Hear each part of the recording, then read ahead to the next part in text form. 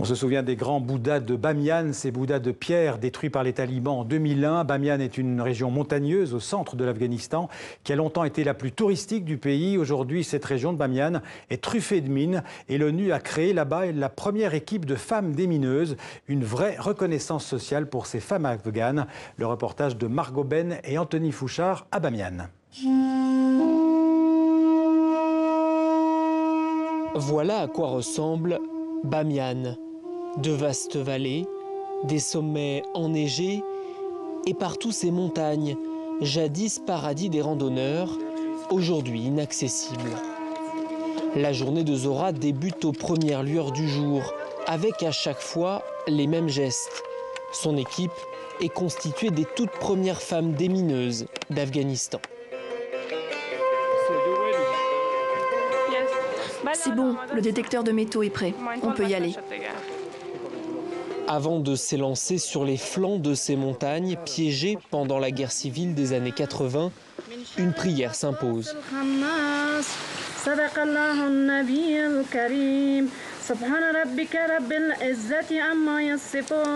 Il est 6h30 du matin, il fait 4 degrés. Et ces femmes portent chacune une dizaine de kilos de matériel.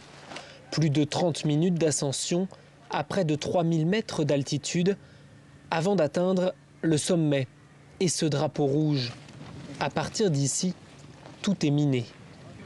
Pour se rendre compte de l'ampleur de la tâche qui les attend, il faut prendre un peu de hauteur.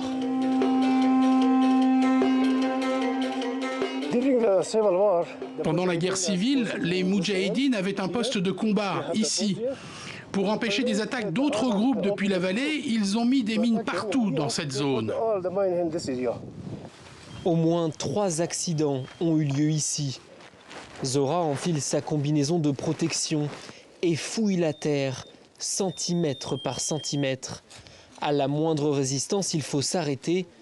Depuis qu'elle travaille ici, 5 mines antipersonnelles et des centaines de munitions ont été retrouvées. Il faut faire attention en permanence pour ne pas passer à côté d'une mine. C'est un travail difficile, on n'a pas le droit à l'erreur. Si je fais une erreur, de toute manière, ce sera ma dernière. C'est un travail long, fastidieux et souvent solitaire. Mais ce petit groupe est devenu très soudé, car avant de pouvoir devenir démineuse, il a fallu convaincre. Nos proches étaient surpris que l'on veuille faire ce métier, parce qu'on est des femmes. Mais on peut faire la même chose que les hommes. On a été formés pour être démineuses, pour travailler en sécurité, et finalement, on a pu les rassurer.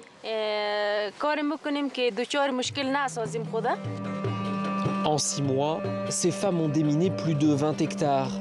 Il en reste encore près de la moitié. Après leur journée de travail, c'est dans une salle de classe qu'elles se retrouvent toutes pour un cours d'anglais, car démineuse n'est qu'une carrière temporaire.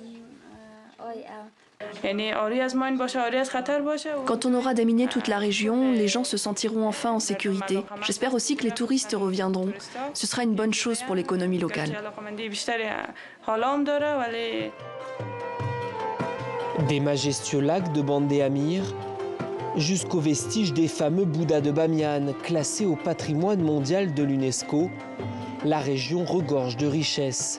Ces falaises et ces bouddhas dynamités par les talibans en 2001 pourraient, grâce au travail des démineuses, redevenir un joyau de l'Asie centrale.